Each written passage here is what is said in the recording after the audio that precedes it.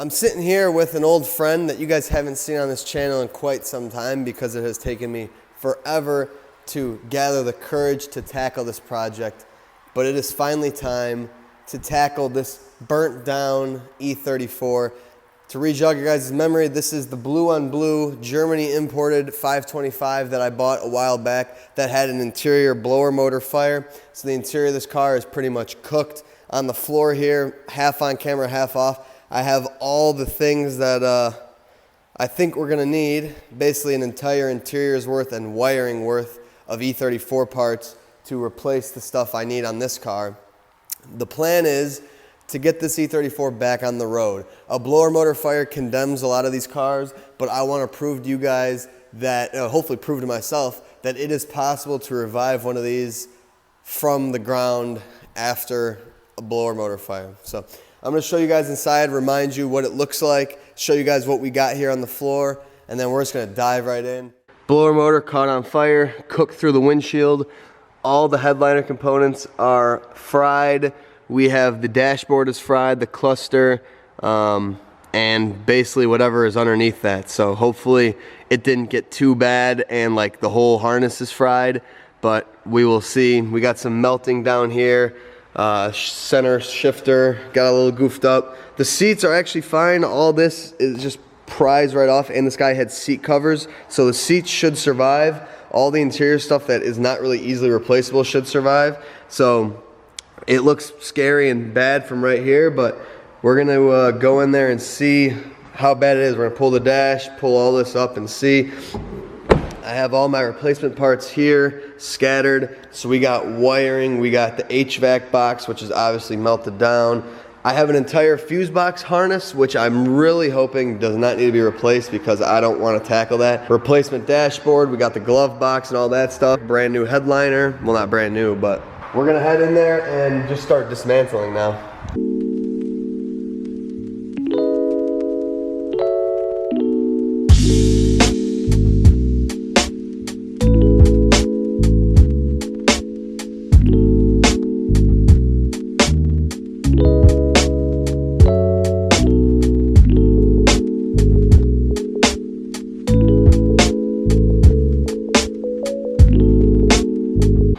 Now that we have a semi-clean working area, I'm gonna go ahead and start pulling the center console up to the dash out, starting at the rear center console.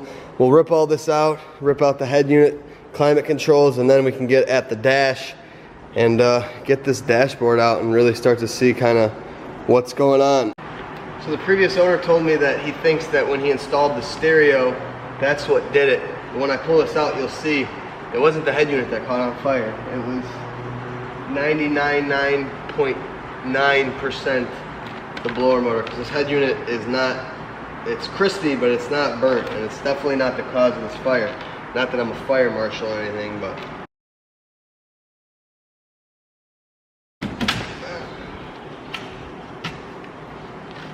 so yeah, here's the head unit, a little crispy.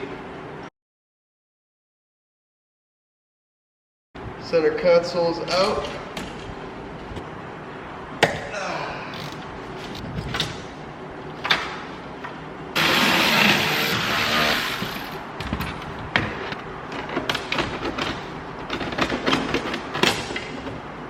Oh yeah, cluster definitely did not survive.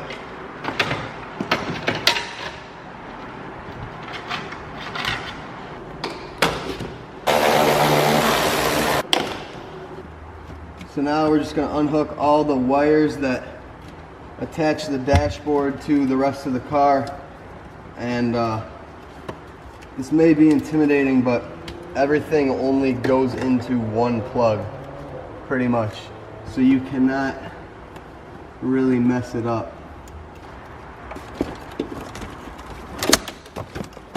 A lot of crunchy crispness going on in here. But we're about there. It's almost out. Ooh, it's a mess in here. Dash is ready.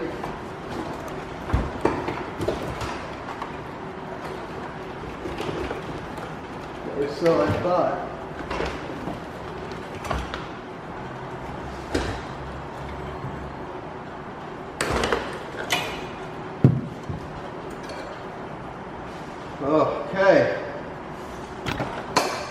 Okay, so now it's time to see what is going on in here. So this harness is shot. This is actually the dash harness. I didn't get all the way out apparently. I think it ripped out from the dash. Oh yeah. Okay, so yeah, dash harness, as you'd expect, is gone. We have that replacement. The center HVAC and all its venting is also gone. I don't know if this is supposed to be with the dash or not. Let's see, the replacement dash.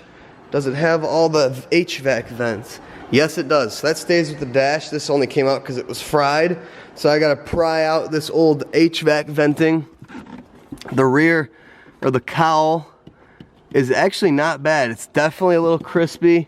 I'm sure structurally it's not what it once was, but we're not gonna let that condemn the car. As a disclaimer, everyone always talked about like, oh, the metal of the car. I mean, the A-pillars are unscathed. They're not even crispy. That front little cowl is probably a little crispy, a little weaker, but I think it's good enough to kind of be on the road. Driving these cars, even without issues like this, is still a gamble. They're so old and the safety features just aren't there. But the radio harness did get a little crispy up over here. I kind of think this is gonna have to be replaced. These wires are melted. That's the fog lights. This is gonna have to kind of come out to see more. I'm gonna work at getting all this other crap out of here so we can get to the HVAC box, because that's the next thing to pull out. And I will kind of assess all the wiring and stuff when we go from there, but I gotta get a lot of this old cruddy wiring out right now. Let's see, how can we just break all this crispy stuff away? So what we have to do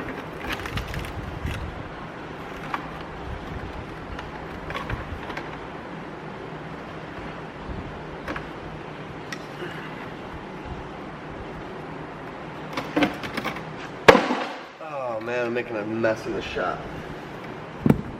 Okay, so here's the HVAC box where the fire started. Completely burnt in the back, not in the front. So the flames kind of went up through the defroster and these top vents, it looks like. And we got this, which has to be pulled away. So let's see. Wiring for the cluster definitely needs to be replaced. Fog lights need to be replaced. So upon further inspection, there is gonna have to be some splicing we have to do here. The radio harness, like I said, I don't wanna reroute it through the car, so I will splice that. And then the harness for two of the connectors to the cluster, I'm gonna have to cut and splice because it just ties right into the body harness with the fuse box. So that is not something that I wanna do. Basically, those two things are the only things that got charred wiring wise that can't just disconnect, and I'm gonna have to splice. You can see here I got this nightmare of wiring laid out. So we have our radio harness right here. So I'm just gonna snip it there, splice that, and then over here we got the spare ECU harness or fuse box harness that I almost didn't pull, but I thought I better. And here I have the connectors that I need as well. So it's basically just these two. There might be some other odds and ends, but cut there, splice those. I'll do that later on. Melted firewall. Kind of did its job. It held back the fire, so can't complain. But yeah, the back of this harness got cooked, so I would say this engine harness is probably fried. So I got the wiper assembly out, and this is all cleared away. I got the bolts for the HVAC system out. We hit one snag. This car still has AC in it, and the AC lines right here go into the intermediate pipe that goes into the condenser, which is part of the HVAC box. You cannot get the HVAC box out without undoing those lines. It's full of AC. I don't want to get AC all over my shop. And we also have to undo the coolant lines on the heater core side, which is no big deal. I'm gonna have to dump the coolant, which sucks, but that's not a big deal. But I gotta figure out what to do with the AC because I'm not trying to throw a bunch of AC in the air. So I might have to trailer this car out of here and go to an HVAC shop, or see if someone can come out here. I don't know.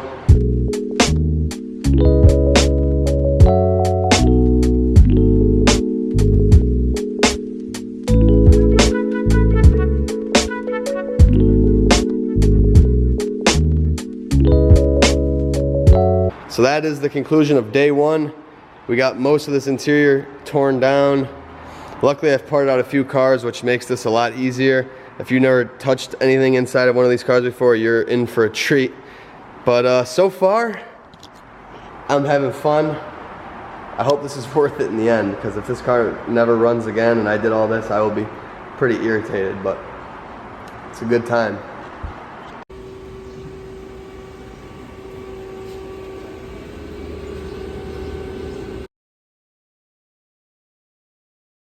Okay, it's a new day. Today we get to do some of the fun stuff, which is the wiring. So we come over here to the nasty German spaghetti, and I've analyzed it and I've seen what needs to be replaced, what survived, and as I said, we have two of the cluster plugs here melted. Another thing that spires off that is no idea what this is, but this is melted. So we're gonna cut this right here and we're gonna rewire, because like I said, this goes all the way into the car's fuse box.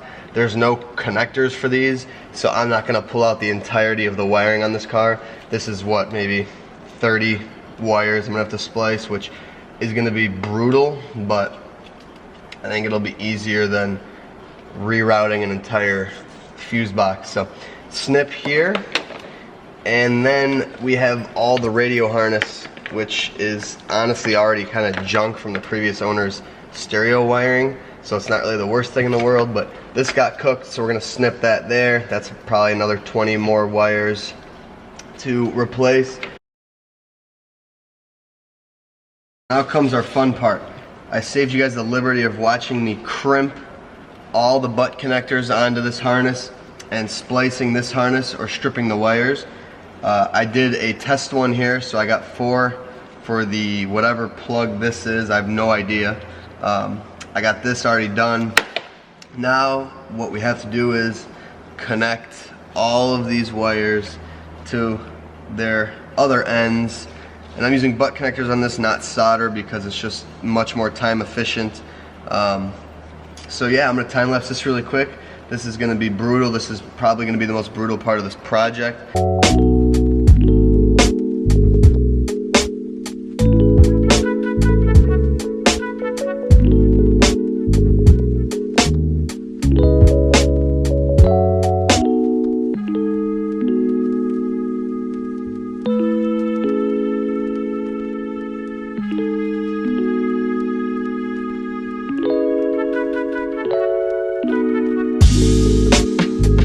A grueling few hours. Let's see, how many hours?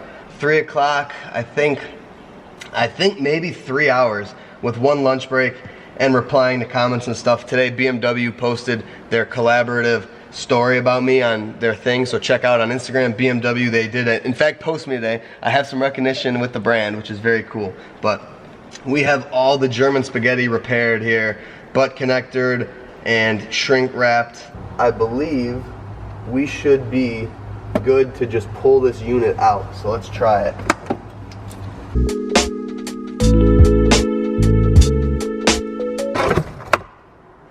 Oh, dude, what a mess. Oh my goodness.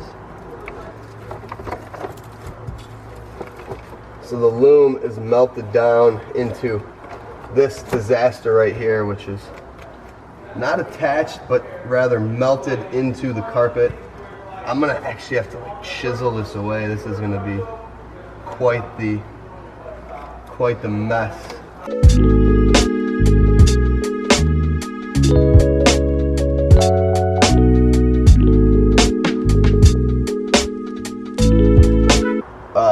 So plan B, I stole some carpet out of the donor car. Just so happens that I stole just the right part, obviously, because I figured this would happen.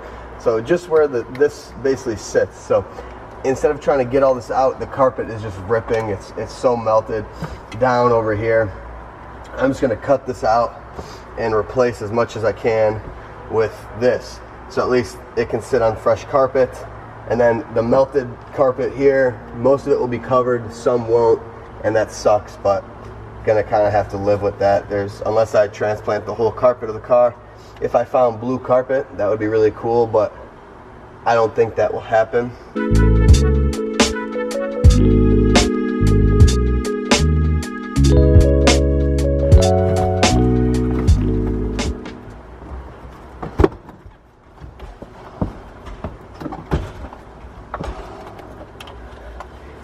You know what this kind of reminds me of?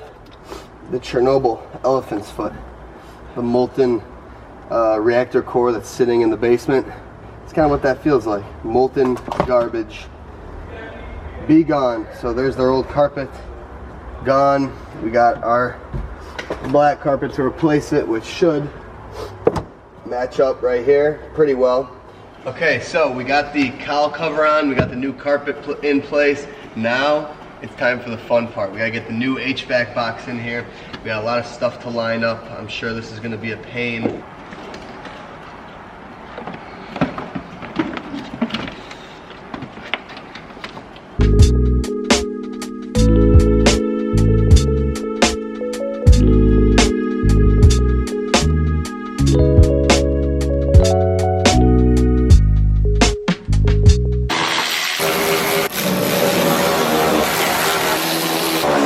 Okay, we got the HVAC box tightened here. Now I'm gonna go really quickly, reinstall the heater core lines, reinstall the AC line. I'm just gonna do those off camera really quick, knock them out. Then we can head back in and kind of get everything on the inside going. So one of the things I absolutely knew I was going to forget was to put the new wiper linkage in before all the HVAC. So as you can imagine, I forgot that and had to take out the blower motor and the blower motor cover just to get the wiper motor in, which is really annoying because all that stuff could have stayed intact and I wouldn't have had to do any of this. But I hooked up all the heater cord lines, the AC, and all the bolts, so the HVAC box isn't coming out. So now I can get the wiper motor installed here.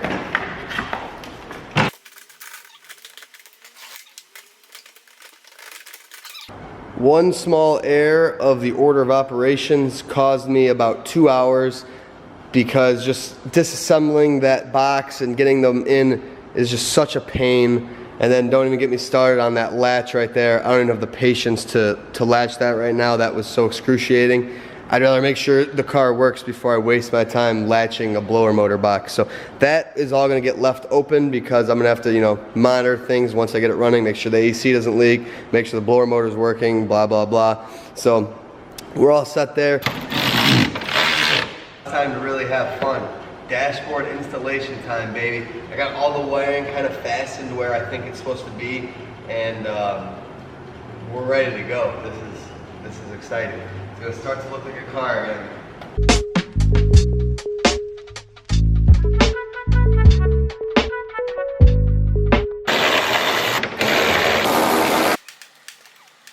Okay, now comes the even more fun part of hooking all this wiring up.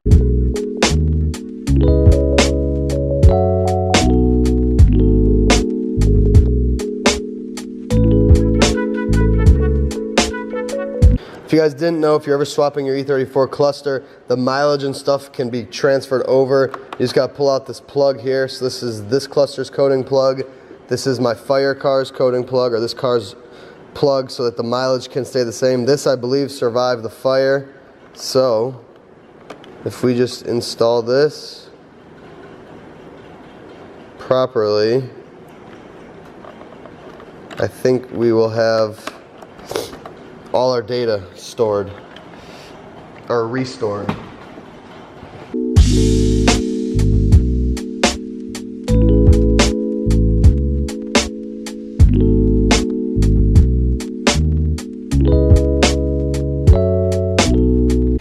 Okay, so I did some researching.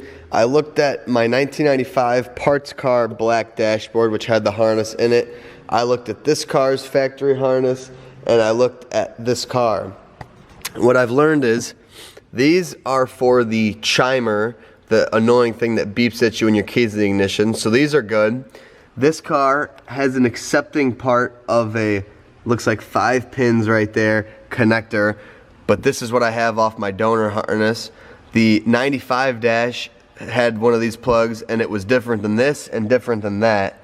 So something between these cars, 3 different cars, had 3 different plugs. I don't know what it's for. I don't know what this is gonna power. I don't know if this is gonna give me issues. Hopefully it doesn't, but something is gonna not be able to be hooked up. This, I have no idea what it is.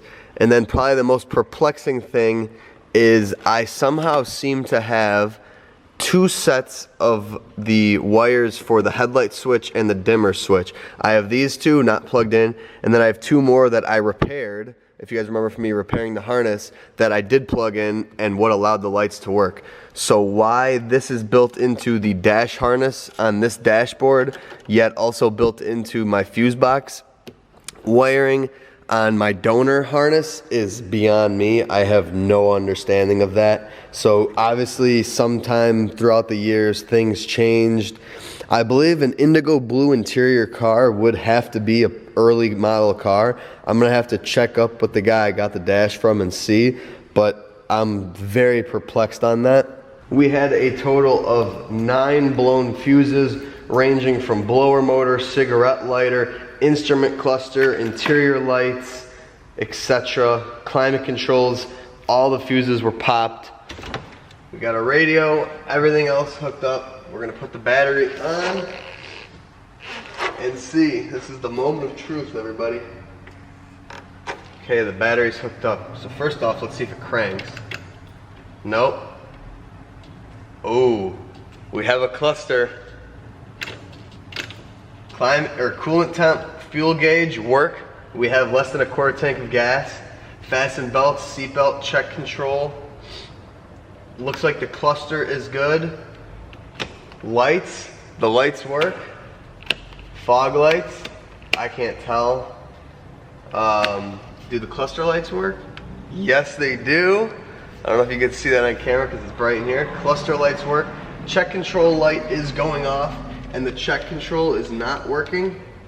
And I looked and it appears that this plug right here that's not compatible looks like it matches with the wires that go to the check control.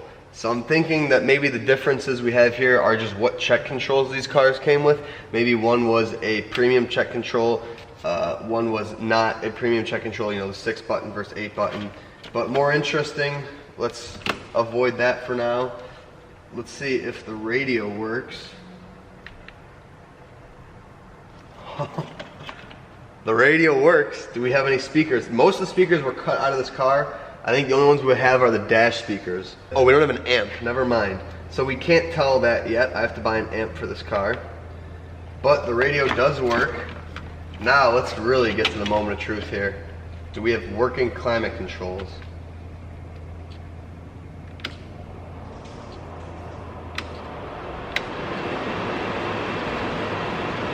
You guys hear that? Do we have working vent functions? Oh yeah. Front vents? Dude.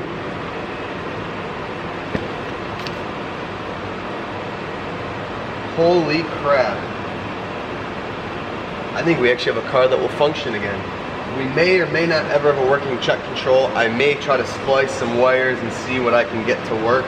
But, dude, if all this other stuff works, who cares about the check control? I don't know if heat and AC, I don't know yet. AC button works. Defrost works. Recirc works. All these things work, which is actually astonishing.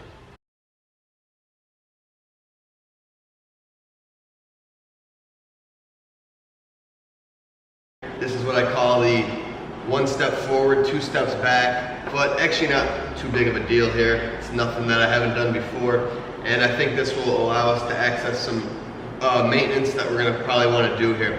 So, next step is we got to take the intake manifold off so we can get the engine harness out. As I mentioned, I'll show you guys a close-up later. The engine harness did get cooked just ever so slightly, which is so frustrating because we would have almost been fine. But we got to take out the harness, and to do that, you got to take the manifold off, or at least it makes your life far easier. I don't know why you would ever leave it in. So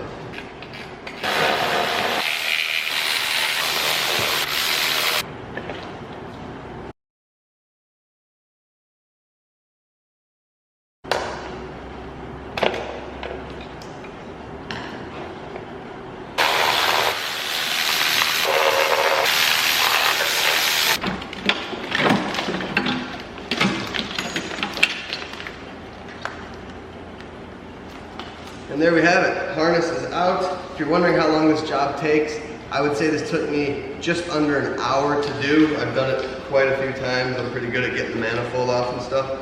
But let's take a closer look at where this harness went wrong. So the fire came through the firewall cover to get to the blower motor, and right here is kind of where it goes to. And actually right here, it kind of didn't do its job in a hole. You know why though? Because it was missing a bunch of the screws, because I guess someone maybe did a blower motor once upon a time.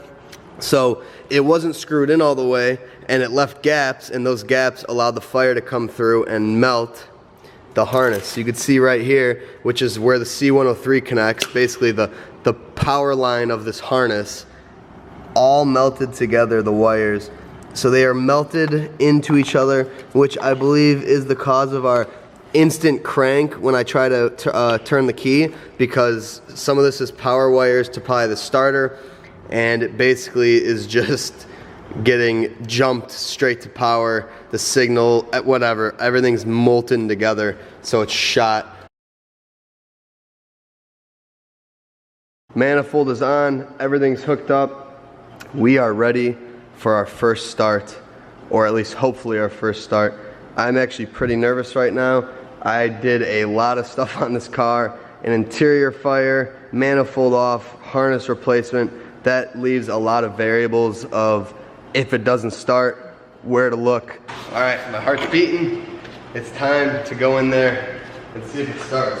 If it does start, it's gonna be extremely loud because the cats were cut out of this. I have a full exhaust waiting for this thing, but I don't wanna put it on until I know that it's gonna live again. So let's do it. Let's see if she turns over.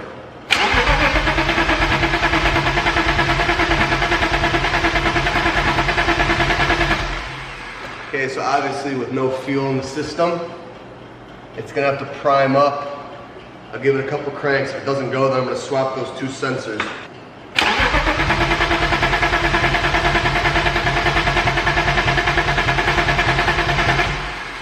Now, I think I have the crank and the cam sensor mix matched. Okay, attempt number 2. Got the sensors swapped. Let's see what she does.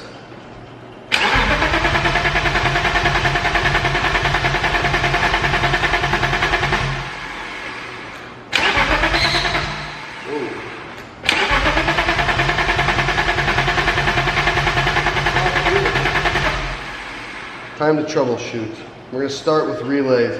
I'm gonna jumper the fuel pump relay and make sure that we do in fact have a fuel pump that will kick on, and then we'll go from there.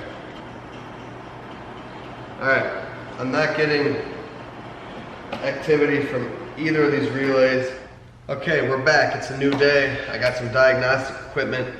First things first, we're gonna see if we have power at this junction box. This is what powers the fuel pump relay, the O2 relay, and the main relay. If you don't have power here, you won't have a starting car, but you will have a cranking car because the crank comes from a different battery cable altogether for the starter.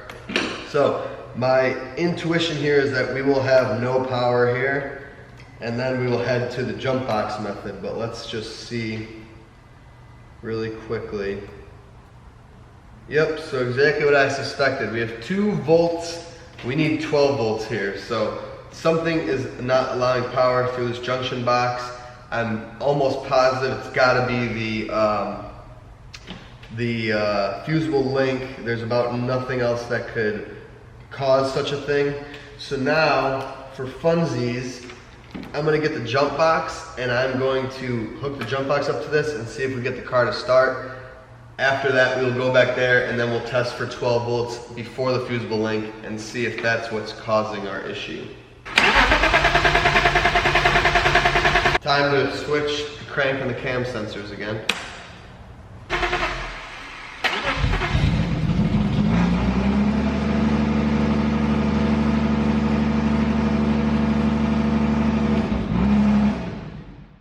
Oh my God, that's loud. Dude, in the shop too. Oh, as exciting as that was, dude, what the hell? Oh my God, I'm gonna have to go get the exhaust, but she fired up. It actually sounds like it runs pretty solid. from the small glimpse that I was able to tell. So yeah, that basically leads me to my suspicion. The fusible link is not allowing power to the terminal here. So we are on the battery side of the fusible link, and we have 12 volts. Okay, now we gotta go to the other side of the fusible link and see if we still have 12 volts. Nope, 2 volts. As I suspected, fusible link is popped. It's pretty easy to troubleshoot once you know that you're not getting power up there. So this fusible link is shot. I mean, who would have thought the car literally was burning? So I'd imagine the car would have enough sense to be like, all right, let's pop this fusible link to ensure that the car doesn't keep running. So yeah, figured as much.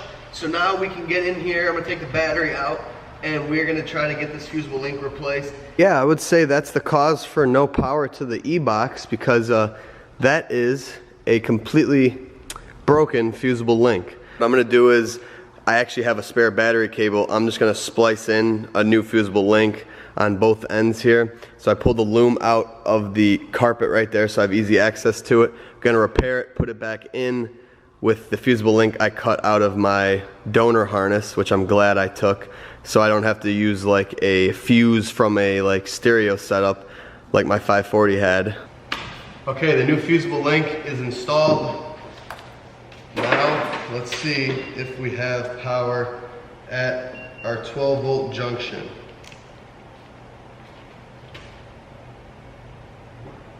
12 volts, baby. I think she is good to go. I'm so confident in my abilities that I even took the liberty of putting the exhaust on, because how brutal and loud it was, especially in the shop here where it's very echoey. It was horrible. So I threw the exhaust on, and I'm so confident that I just know this thing will start.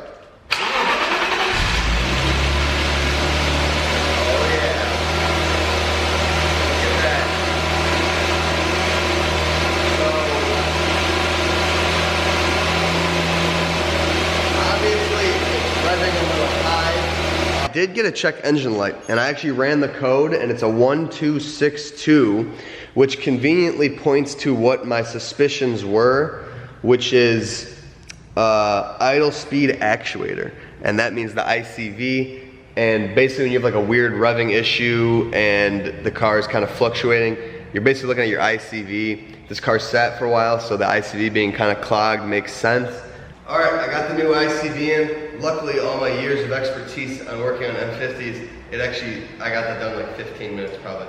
If this doesn't do it, then I will have to do a fair bit of investigating, because I will be rather confused.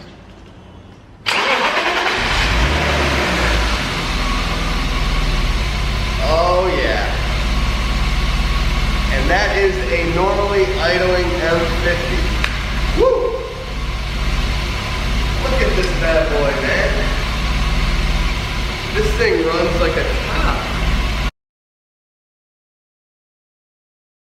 I want to go take it around the block so bad, but I just gotta wait because I don't have any interior in yet.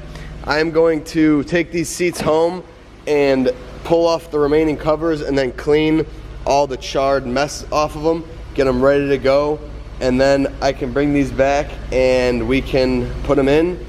And tomorrow my windshield's getting done, and then all should be well here. I'm very excited.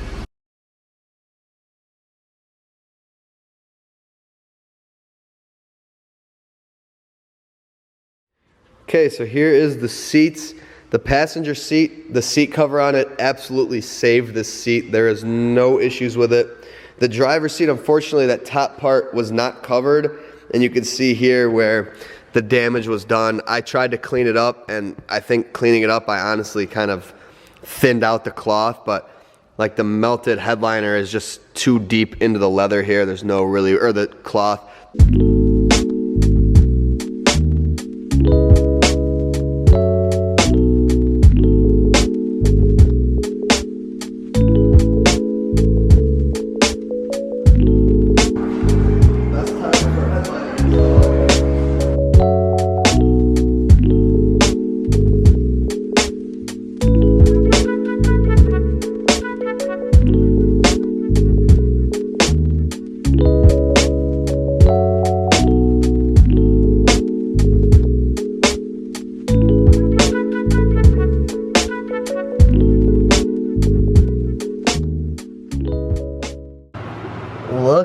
that, oh boy, we have a headliner again. We have pillars, not C-pillars. I forgot those at home. Stupid. But man, this interior is coming together. The sunroof cover, I am missing the motor cover. That sunroof cover was a pain in the ass to replace. It always is. I hate that. You'll notice that I had to ditch, unfortunately, the blue B pillars. That is because those got so burnt at the top, and I thought that it just didn't look good, so I figured I would just go with the scheme that most of the E34's later models have, which is the black or tan bottom and the gray top, which matches the gray headliner. This headliner is not the cleanest, but it'll do. We got all the handles in, and yeah, man. Doing the headliner through the windshield was obviously the easiest way to do it, aside from, or otherwise, having to shove it through the back door. But check it out. We got our new windshield. This was pulled off a parts car years ago. I've been stashing it ever since.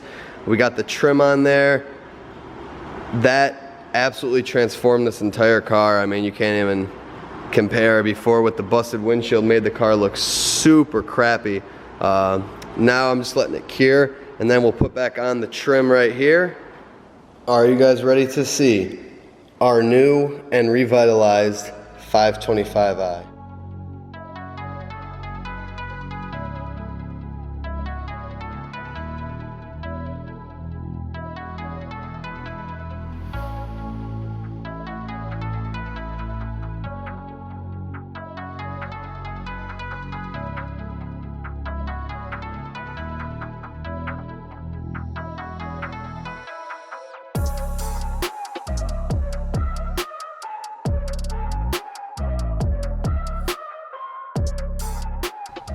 Yep, so there we have it.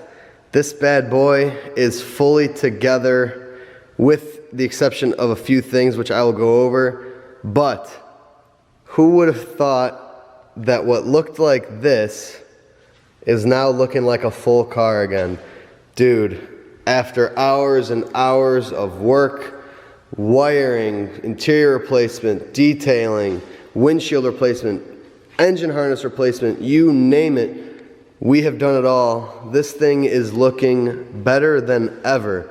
So, our new dashboard worked fantastic. Yes, it is a shade off. So the dash, the under dash, and the glove box are a tad bit different color of blue. No big deal though. Like I said, it kind of looks like it's just a darker dash, which a lot of these cars had.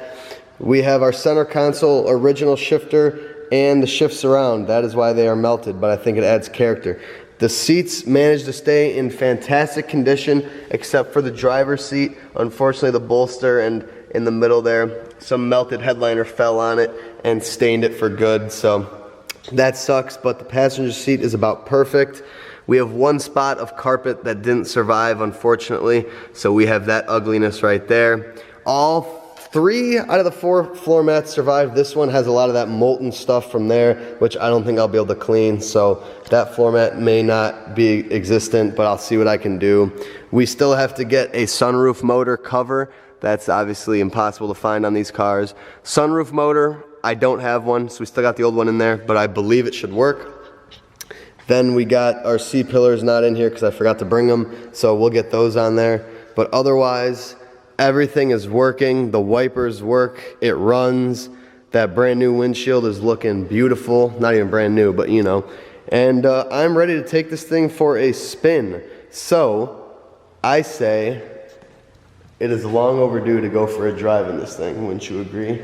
Okay, and welcome to our test drive of the E34. It's the next day. I just washed this thing, make it look nice for sale pictures, obviously. And we're off. We're driving this thing. It drives, it runs, and that right there in of itself is a huge success. Just to be able to drive this thing is awesome. It shifts fantastic, as you'd expect from a ZF with not too many miles. I think this car had 180K. The cluster is not reading mileage, and I don't know if I made an error in, not an error, I don't know if I'm missing a bulb for that, or if the coating plug from the fire harness melted down and it doesn't work. I think that could be the issue, because you know, the back of that cluster got really hot. The coating plug's right there, and that's what holds the mileage. So I wouldn't be surprised if that got blown up. I have a spare coating plug, but when I get the chance to do it, I don't know. Otherwise, so basically in the world of just how everything is, first off, this thing drives smooth. Like these wheels with the big tires, I mean, fantastic. I was expecting 55-mile-an-hour shake because all these cars have 55-mile-an-hour shake, but we don't have any of that. It pulls straight. It pulls as strong as an M59 Vanos is.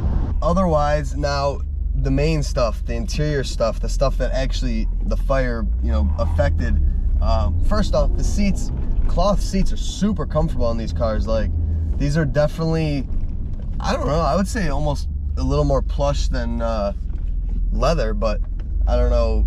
I may be wrong about that, but I don't know. I kind of like the cloth. It's a little less intense. It's not as hot as leather would get in the sun. Cluster, obviously everything works. Horn works. Headlights work. Blower motor and the heat work. The AC is not working right now because I have to get it recharged, obviously. The only other thing that does not work on this car is the check control. If you watched earlier in this video or the last video, I was trying to figure out what's up with the check control wiring. This car, 18 button. The donor car, 18 button. However, this under dash harness was different for the check control and the check control only. Everything else hooked up except for the check control. I tried to splice it to make it work and it just did not work.